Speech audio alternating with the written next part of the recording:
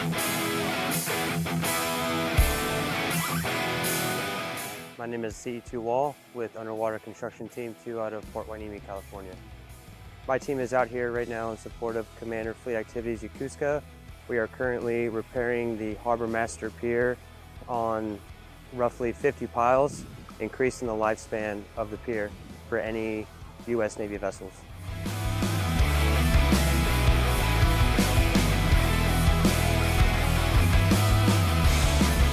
As Seabee divers, we started careers at the construction battalions where we learn specific skill sets such as steelworking, building, electricians, and plumbers.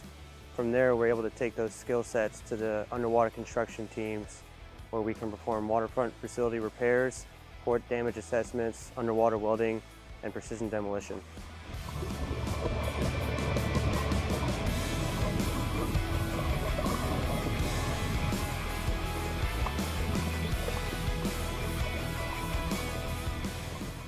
I started my career at the underwater construction teams at a young age.